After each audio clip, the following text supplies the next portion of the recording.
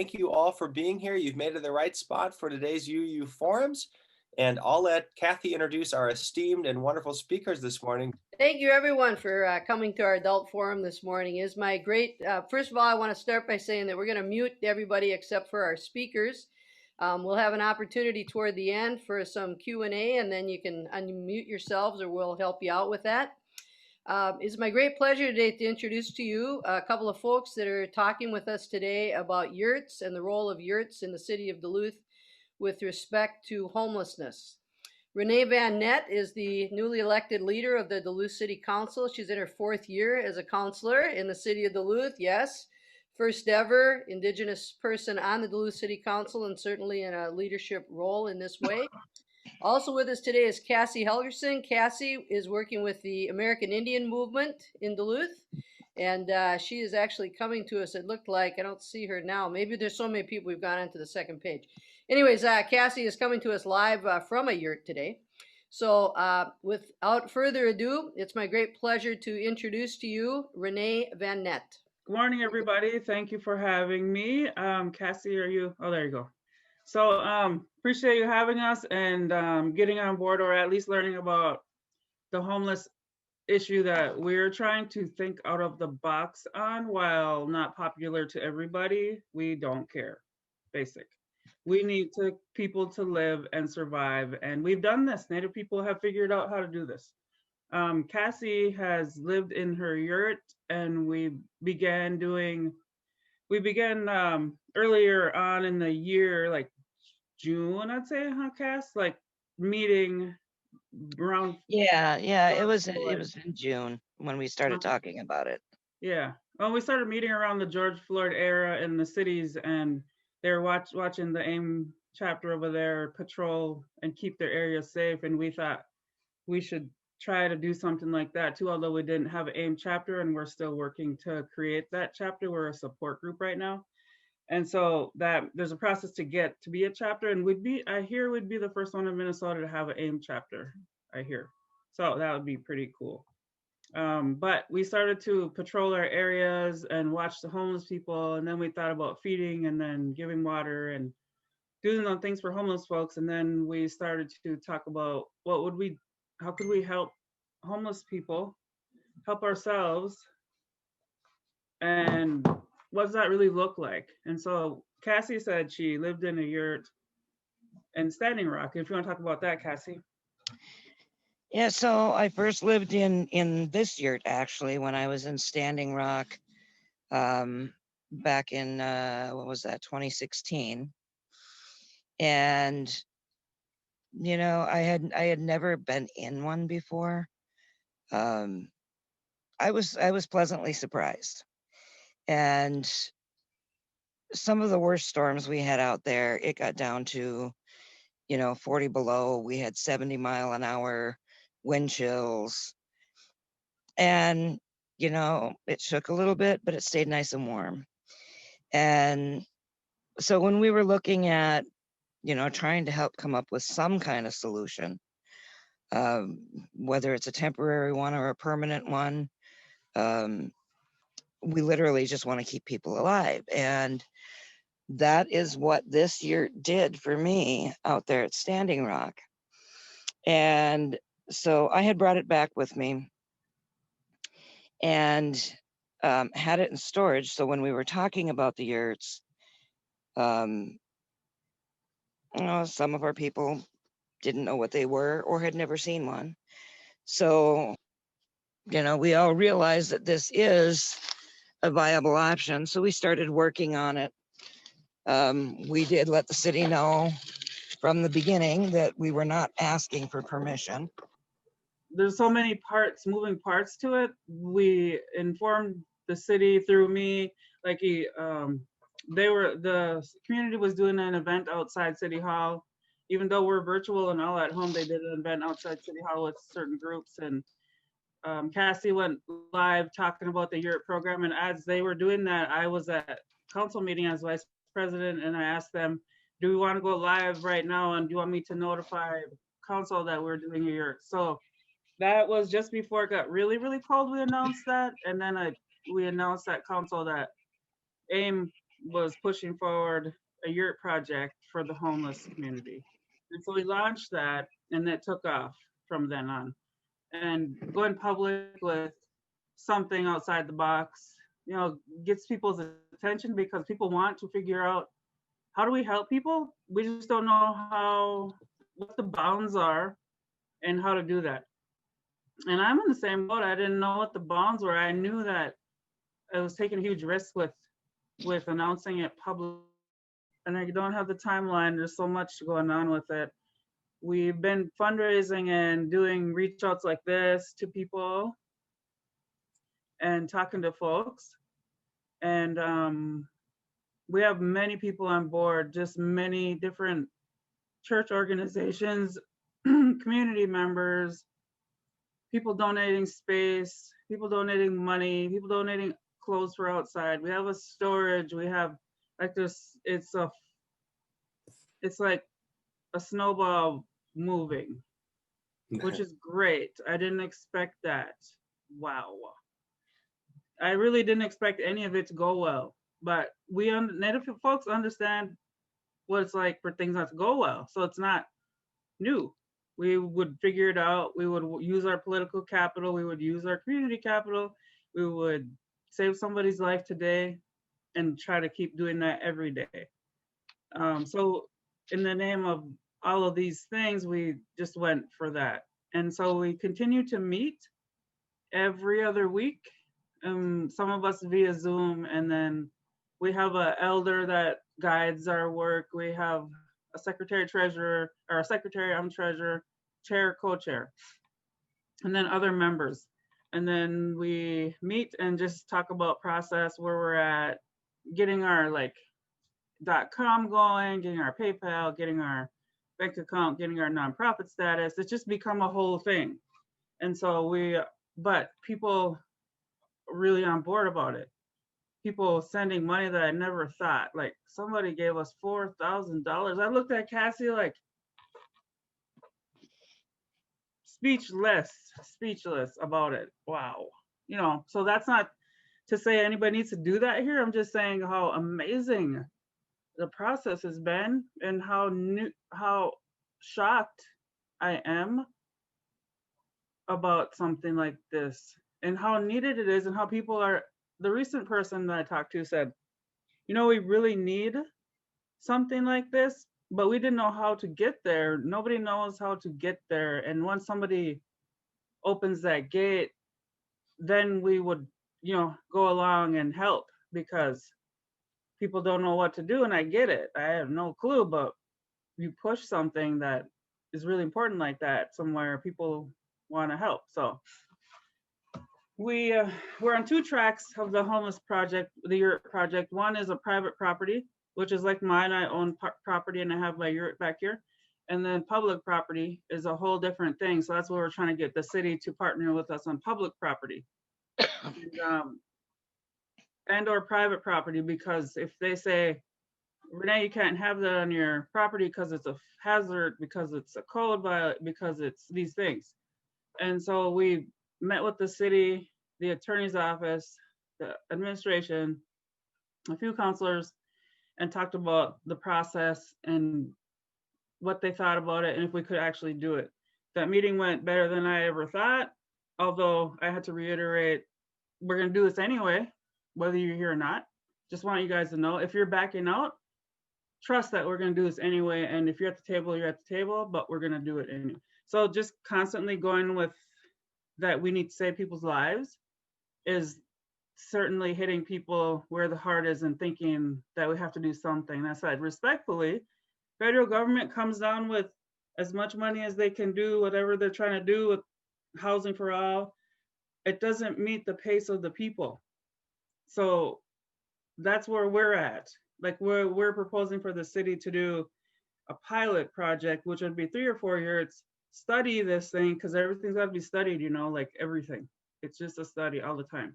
So study that for the winter months and then see how it goes, and then project that on if we can save people's lives, and put them up in the winter, take them down when it's nice and warmer, and just kind of do that so we can save people's lives. Although we have the warming centers and we're working on a hygiene facility. Councilor Randorf and I are doing that. So we're puzzle piecing our homeless people. And that feels bad, but at least something. At least something. So making a good case about how we're attempting to do it while people are still outside right now. And we need these structures out. And policy and activism is totally different. Activism gets things done right this second. Policy and law creating is next year or 2 years. And that's frustrating to me, especially when people are dying. It irritates me. So, so 2 tracks. And then so talk to the city about the public and the private. And so they send a letter, and I'll send you that letter after this if the internet stays clear, and said that they would support private property yurts but not public property yurts yet. And so I did a presentation publicly about that letter Emily sent us, and I said, City of Duluth, thank you for providing the support for private property yurts, appreciate that. And although I'm disappointed with your public property response, this is not done. We will continue to work on that while we're doing the private property stuff. So it's turned into more of a two veins of work, which I didn't anticipate as well, but it's fair enough. I'm happy to be able to have somebody on my private property. And then there's a whole program of how the private property people live and who has them and how we fit people to private property. And it's a fit. We work on the right person in the right place so that they're successful. And then once we can get a study done and have more people helping, we can do more at risk stuff, because people have to study this and trust it first before we can move forward on it. Some of the argument from administration was, well, like, people are going to die, or there's going to be abuse, or there's going to be something going on in these yurts. I said, you are correct, but there is something. There's dying, there's death, there's alcohol out on the streets now and in your HRA housing. Don't fool yourself in thinking these poor people are the only ones who hurt themselves. It's not true. So we need to change that narrative, because that's wrong. And so they're like, oh, okay, good point. So they're a little afraid of what happens in the cities. And I was like, we are not Minneapolis. How many times did I say that? We are not the cities. So we need to think about this in a different way. It's really cold here, and it's not that cold in Minneapolis. How many other ways do I talk about it? So there's those kinds of activities that happen to move things along, and they seem to be moving along. If Cassie's back on, she can add in. Yep. So one thing I'd like to be clear about is that the 4 yurts that we're asking for on public property, we can put as many as we can fit on private land if we can identify more places to put them. And we don't just put the yurts there and then ignore the people. I mean, we are there multiple times, at least a couple of times a week, whether it's delivering food, checking in to see if they need anything. We have people that are volunteering to even cook meals, although one of excuse me, one of the things that I want to do is help people learn how to cook on a wood stove. I did that with my 5 children, cooked on a wood stove. Not only does it keep you warm, but you can cook on it too. So if anybody is considering a yurt on their own property, we're more than willing to come and talk to you about it, or talk on the phone, Zoom, whatever we need to during this time, and explain the program. And as Renee was saying, what we want to do is we want to match people up to the property owner. So for example, we had a woman who offered her property, and we haven't put one up there yet, simply because she lives outside of town, and I'm trying to find someone who has a car, because finding a homeless person that has a car is not always easy. But she also has a single mom with 2 kids living there. So in that instance, we want to make sure that like it's a single woman. We do that fit. We make sure it fits right, and then help them out. And then we also expect the folks that are getting into yurts to help build and manage, and then do some community type service to give back to what they're giving. So it's like a holistic type of program and deal where they are learning and whatever track they want. Like if they have mental health issues or chemical dependency or just homeless, we want to guide them to the right places or the places they feel like they want help in if they want. And some people just don't want nothing. And, you know, like at least having an option. And I told that to the city. I said, at least we're giving people an option. If they say no, we've done everything we can do to at least try to help folks find a direction or a way and get some homeless. So there's a just in some of the stepping stones of trying to get the city to buy in. And I know they're looking at it in different angles. So working through that as much as possible. And then the program yurt itself is like light case managing, where we would come in, like Kassie said, and chat with them, see what they're up to, get them healthy if that's what they want, get them. We have nurse practitioners and a nurse on board. We have folks ready to get into the yurt community and help them be a community member and come out however they want, but at least have an option to do that and be what we need. And then we can have a viable option to help our homeless community, where people struggle really helping with homeless folks. It's such a struggle for us to meet the need in really, really cold climate here, you know. So trying to think what else. Are you on, Cass? I think so. Okay, yeah, you are. If you Okay. want to chat more.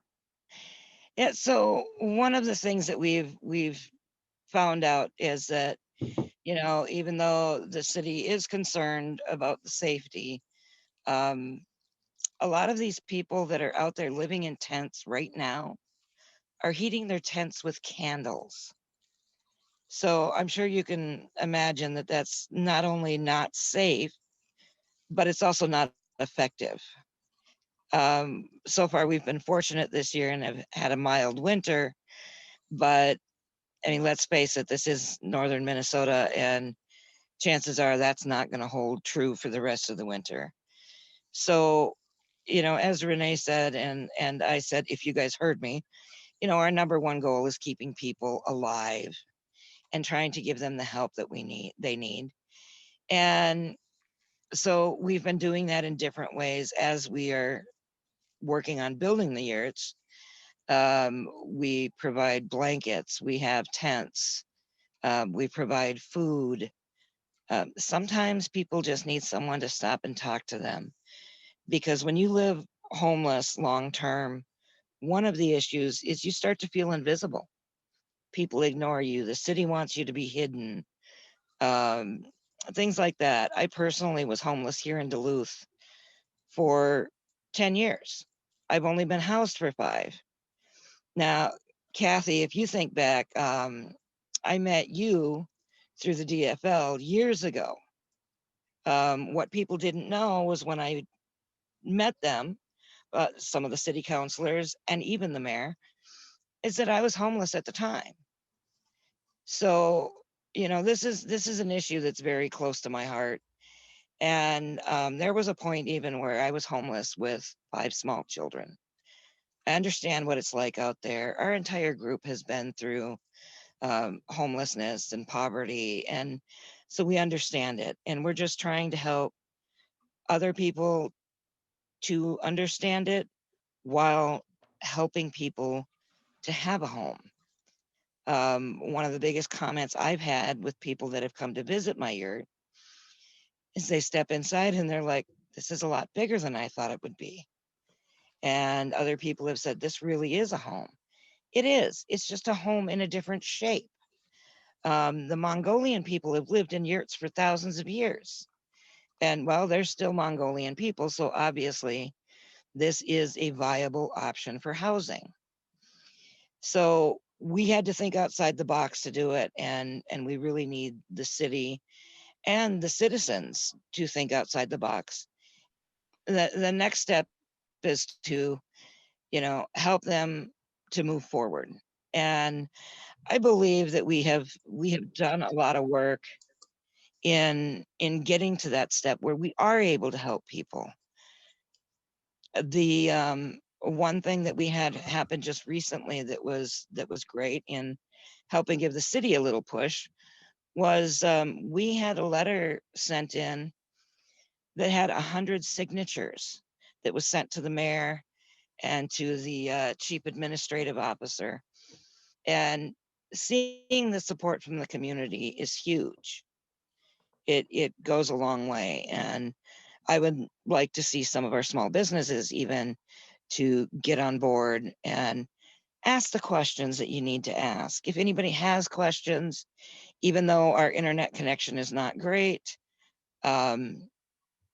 we are absolutely willing to answer any questions that there are either now or even if questions come to your mind after this meeting. Please reach out to us because we need everyone to understand what is going on and how this is going to help people. So for us, for me, and her living right outside backyard there, she is a key to my house, and I'm a single mom with 2 teen girls, so it's very important that I'm safe. And not only that, I'm council president with a native. You just elected a native council president, which puts me higher at risk. And so having her back there, having a key to the house, she takes care of my puppy who cannot take a compliment at all. Ugh. So having that support, at least it's support for me because we have a relationship for a long time. And so we hope to create that same with other folks, even though they may have just met or however, we try to fit that as best as possible. So for me, she can come anytime she wants and use the potty, the bathroom, the shower, the washer, the cook something, so for me, that works fine. And so for other folks, it might not be that way, which is what we will figure out as we get folks into spots. What's the best? What's the boundaries? How does this work for you? Then we would come in after they're seated somewhere or put somewhere and provide other support to them, help them with food, help them with, we'll have like wood stoves, and we teach them about that. We put the wood stoves in there, all the stuff they need to be successful or to have a home to start out with. And we teach them how to do that. So, and then with the hygiene facility that we're hoping to have done next year in Lincoln Park, that would couple that hygiene issue, and then the warming centers would puzzle piece that hygiene issue, stuff like that. So they have different abilities to do different things if the person isn't home or something, whatever that is working out. So it's really a community-based type of format and living, just so everybody's on board with it. If not, then not. And we're very happy to escort these folks off a property that they are being, whatever they're being at, because we're just not afraid to do those things. So that's kind of how we think about what we're doing, how we're doing this work. Also, Damiano has a mobile shower unit now that they would have access to, and we would transport them. We also have Hildegard House, who has offered to allow people to come and do showers there. So like Renee said, it's really up to the property owner, and that was something that we would discuss and come up with first. And also anyone who moves into the yurt would have to sign a contract with the rules on it. And if there were any issues, AIM would come in and handle those. So it wouldn't be left completely to the property owner, but the limitations really are up to them.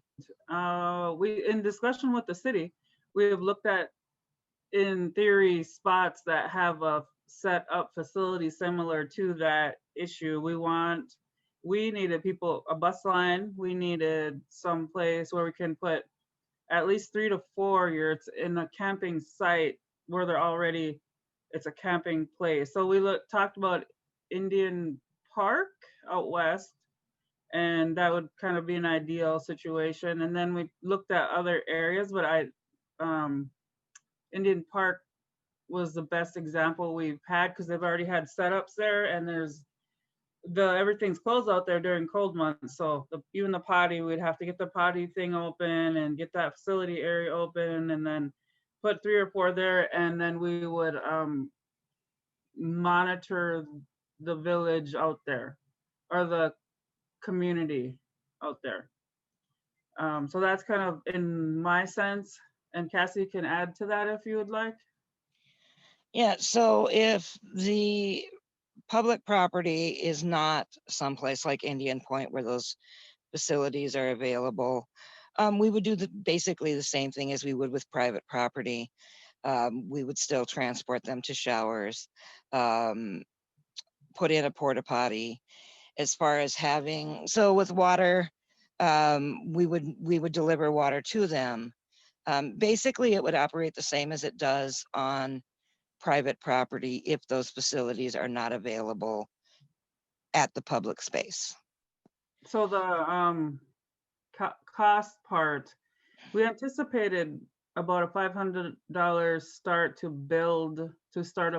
And then we started adding on, like, if we needed to buy certain linings or like wood stoves and different stuff like that. But I think if that's because Cassie's doing the build and stuff, and do you think that's about right, or do we need more on that, Kassie? So to build, can you hear me? Yeah. Okay, to build the basic build, to build the framework and just provide a cover and some type of flooring is still about $500. But as Renee said, we're adding extra insulation, and we want to put skylights in each of them so that they have plenty of light. You all saw my skylight to begin with, which is my favorite feature. In addition to that, we are looking at furnishing them. We have beds to put in 4 yurts currently. We're also, helping to provide them with other things that they may need, whether it's cleaning supplies, hygiene supplies. And when possible, we do have some clothing. As Renee said, we have clothing in a storage unit, but we don't have all sizes. And, there are certain things that you just don't want used.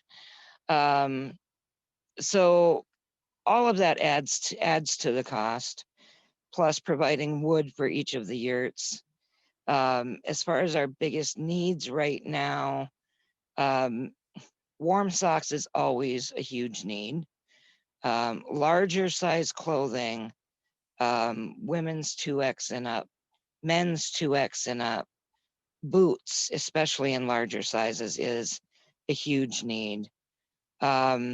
Another thing that has recently come to my attention is we've had some people falling because of our crazy weather. Things are getting icy. So yak tracks, or those cleat things that you hook onto your shoes. Yeah. Those are a huge one. Flashlights. We are currently looking for household supplies like brooms and, buckets for cleaning, dish pans. I'm putting together a list right now of some of the biggest needs, and we can send that to you afterwards. But if anybody has any questions, like if they have something and want to know if it's needed, again, feel free to contact me, and we can give out my phone number for people to contact. Yeah, so like I said, things add to the cost. Solar lights would be a great thing to be able to put up for people. Things like that. So that all adds to the cost, but the basic build of just the shell, yes, is still about $500. And with that, you know, our group has volunteered our time, and anything else that we can volunteer. We have had some people that have donated to help build the yurts themselves. There's always more help needed, but as far as the city goes, I personally would love to see as many people as possible write into the mayor and to Noah Shuckman, the chief administrative officer, and to express your support for this. Because really, I mean, we all hired them. And the more people they hear from, the more likely they are to work with us in moving this program forward. I will just round up and say what I will put the ask out to you. People like to be asked. I'm going to ask you. We would really love it and appreciate it if you could help us get volunteers. We also need that for all the steps in this process. We want people to learn about that and or help the community that way. Some donations and financial means. We need money to do this, and it's greatly appreciated. We put it right to work. And there's a PayPal in here. I put somewhere and I'll get it later. And then support to the city, like Kassie said, one of the churches wrote a letter and there was 100 signatures to it. That created an impact. We need direct contact to let them know that people want this done, that your constituents want to hear from you that way. So those are 3 clear asks that we definitely need, and we have to put out there, else we won't get those folks off the streets and get people safe and save their lives. And then, like Kassie said, we can be reached. I'm sure people know how to reach me a million ways, and Kassie too, and I can leave my info also for questions. One other thing that I would like to say is that we are working with a nonprofit also. They are our fiscal agent, so we are able to provide receipts for tax deductible donations. The last thing I would say in closing, and I would encourage any of you to share this link with other people in the community who need to learn more about this, because this will be available very shortly. And just share that link with them so they can have a chance to learn more about yurts and how this can be a solution to homelessness for folks in our community. So thank you again, Renee and Kassie. Thank you so much. Appreciate it so much.